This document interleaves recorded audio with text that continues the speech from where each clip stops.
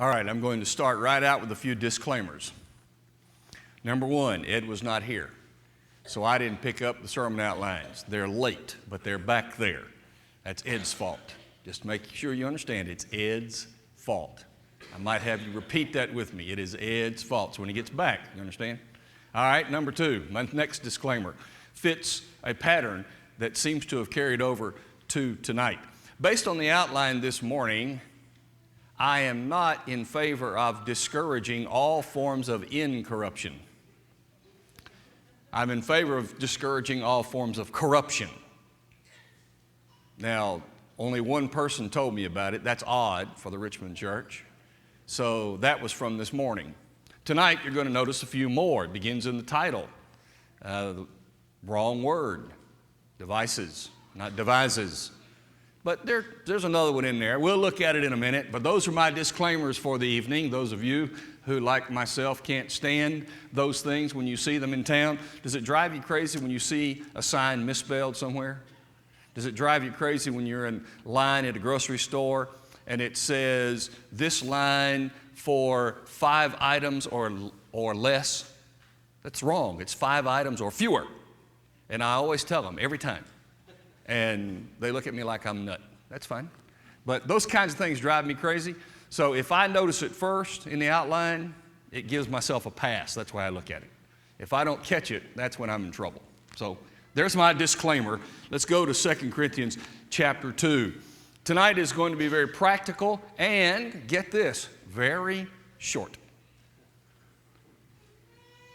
I see no one frowning, so that's good. And practically, as we deal with Family Sunday, a Christian home is incorruptible. This passage tonight helps us understand practically how corruption takes place in our families. And when we get to the end, I'm going to make a family assignment. So you're all going to get a family homework assignment. And we're going to see how many people follow through, because there's a way that I can check, and you'll be getting that. So kids, listen up, because this is one time when you have an opportunity to ask your parents, have you done your homework? So all kids can go to your parents and say, have you done your homework? But they have to do it with you. So you're going to have homework. I want the kids to make sure that the parents do the homework. You'll get your assignment here in a little while. Let's begin in 2 Corinthians chapter 2 in having our Bible study about this text.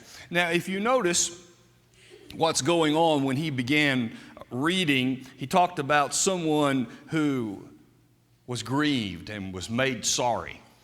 Well, see, what's going on is Paul is writing to the Corinthians about a very terrible situation in the church. Back in 1 Corinthians 5, there was a man openly living with his stepmother in a relationship. And the church was not doing anything about it. In fact, what they were doing was they were talking about how wonderfully forgiving they were, that they could actually put up with this in their congregation. And Paul said, wait just a minute. You got it all backwards. You have to fix this situation. Look at chapter 2, verse 2. He had written a letter to them, and this letter made them sorrowful. And he was glad, but then again, he said in verse 3 that this sorrow has come. I heard about the affliction, the anguish of heart, verse 4, that came from the sorrow. It's almost, Paul said, you did what I asked, meaning rebuke and fix the situation, but you went too far. And so now he's calling them back. And he said, all right, look, when you fix this situation, you stand up for what is right, be sure that you don't put yourself in a position where we find what happens in verse 11, so that Satan does not take advantage of us, for we are not ignorant of his devices. So what he said was, you need to forgive him. You need to reestablish him. You need to renew him. Put him back in here. And this whole day devoted to incorruption, that is breaking apart, falling, not able to break apart and fall down and fall apart. How our homes want to be incorruptible. We don't want our homes to break up. And in this case, this bad situation needed to be fixed, but in so doing, the church doesn't need to be broken up. Repair it, fix it, bring it back together. And that's what we're talking about. And we relate this to our homes. But to do so, let's understand what he is saying. This verse, verse 11, we're going to look at 3 words, and we're going to start at the second phrase. We are not ignorant of his devices. Here is the first one, ignorant. The word is agnosko. It is a word in Greek that means to come to know by observance or through information that is given. Paul is saying, I want you to fix this situation with this brother because we are not ignorant. We are not unlearned. It's not that we don't understand Satan. It means over time and through information given, now I get it. Well, since the beginning of time, Satan has been revealing his mind, right? Genesis chapter 3, he comes on the scene immediately and begins lying. The very first words of his mouth are a lie. That's why Jesus in John 8:44 would say to those religious leaders, you are of your father the devil, and the lusts of your father you will do. He was a liar from the beginning. So we understand Satan. How does anybody understand? By watching, by listening, by being around. And Paul says, we're not unlearned.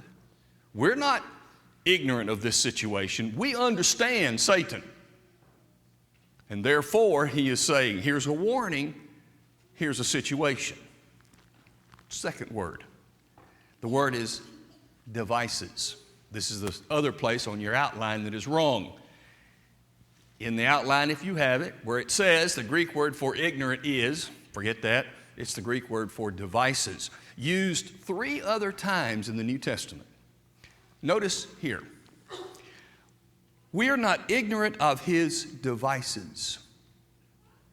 Now, that word is used 3 other times, and 3 other times it means the word mind, like 2 Corinthians 4, verse 4.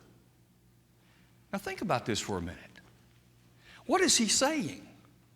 Paul said, we are not unlearned of the mind of Satan.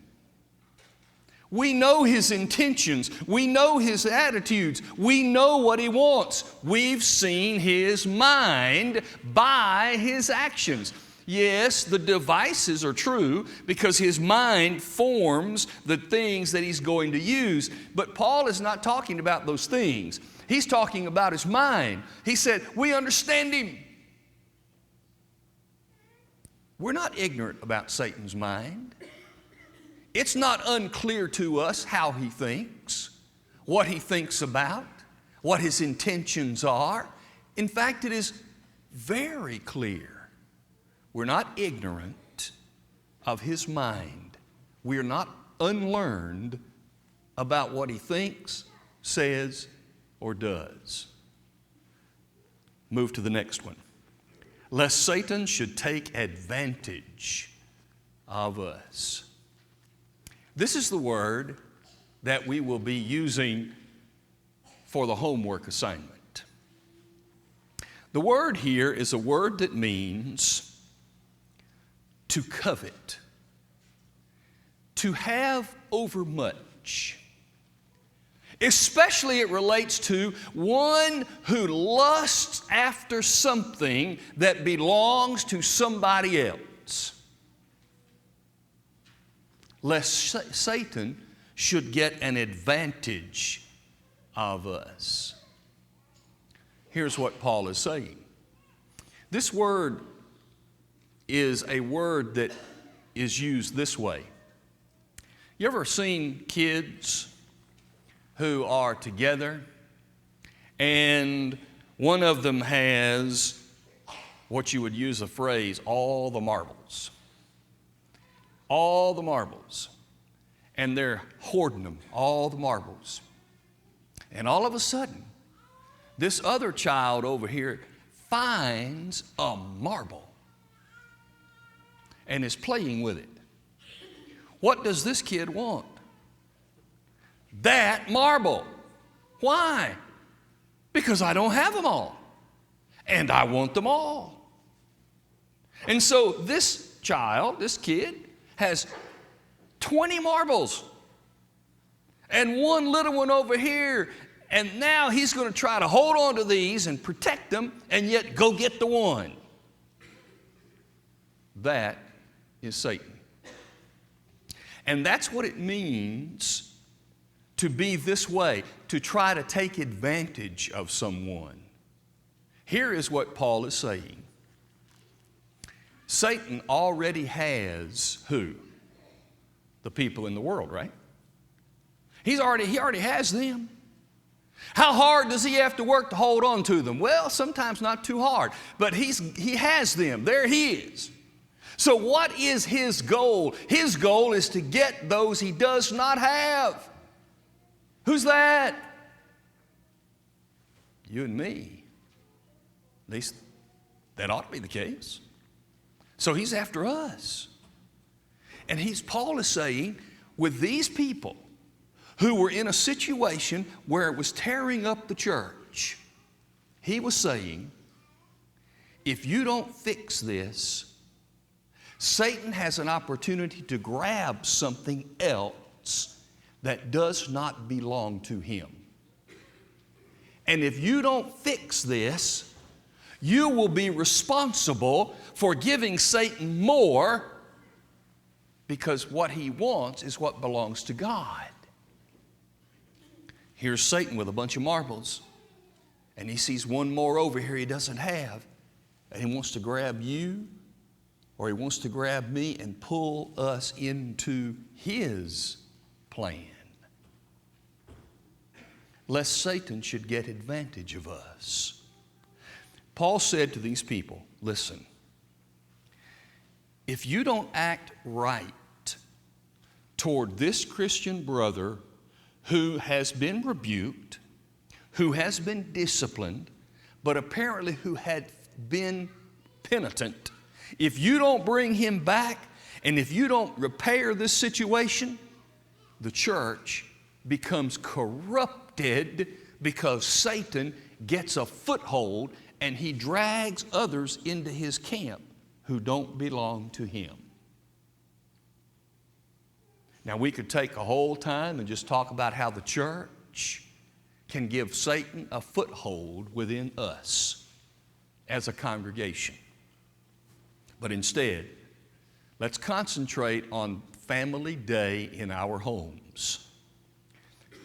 Over the next 2 or 3 minutes, I'm going to give you your homework assignment. If you need to write this down, because the principal is not going to take, well, I didn't get the assignment. The principal's not going to get, well, the dog ate it. The principal's not going to get, well, I forgot. Okay, you can write it down if you need to. I'll set it up. Satan gets an advantage in our lives, in our families, by trying to take what does not belong to him, by corrupting us in the areas of our lives that affect us so much. I've given you a few. You could think of others, but here they are. How does Satan get an advantage over us through our choices of entertainment? And I'm not saying how he does. I'm not saying families need to sit around and go, well, you did this and there he got you and you did. I'm not saying that. What I'm saying is, I want you to assess in your families, what are the danger parts where Satan could get an advantage if we're not careful? How could Satan get an advantage of us in our entertainment? How could Satan take advantage of us in our relationships? What is it about our relationships within the family and outside that Satan could get a foothold and grab us himself? What about in our work? Can our work be such that we open up an opportunity for the devil to take advantage of us by corrupting us through our work and messing up our families? And the final one I gave you was finances. How is it that Satan, by our finances, could corrupt our homes? What is it that could happen? Where are the danger areas? Now, here is your homework assignment growing out of this text and out of the family day. I would like for families to write down some areas under each of these things where you say, if we're not careful, here is how Satan could get advantage of us in entertainment, in our relationships, in our work, in our finances. And it's an opportunity for families, especially with children living at home, all together to say, we better be aware of this. What do we need to shore up? Where is it that we're a little bit weak? Where is the crack that Satan might get his foot through? And in so doing, let him have an advantage. Remember, none of us are ignorant about the mind of Satan. He's been showing it to us since the beginning of time. And his whole purpose in life is to grab things that don't now belong to him and corrupt good homes, because in so doing, he corrupts entire societies. All right. Have you done your homework? That's the question, kids, you need to ask. Then, after you do your homework, you need to have your mom and dad give it to you, and the kids bring the homework to me. I want to see what you're thinking about. I want to see what kinds of things open up Satan in our lives to have an advantage. So, kids, ask your parents all week, did we do our homework? And if they haven't, then you do it for them. You do their homework for them. See how that works, okay? All right, that's your homework assignment. That is our time. I hope you enjoyed the study. I hope it reaches into our families and makes a difference. Before we leave, if you need us, if you need these people to pray for you, to help you, to work with you in any way with respect to your life before God, we always stand ready, certainly, to pray with a Christian who sinned, to pray and to work with someone who is not a Christian, to baptize them into Christ or to study with them and help them understand. We're always here for you. We always close with this invitation to come to the Lord if you need it while we stand and sing together.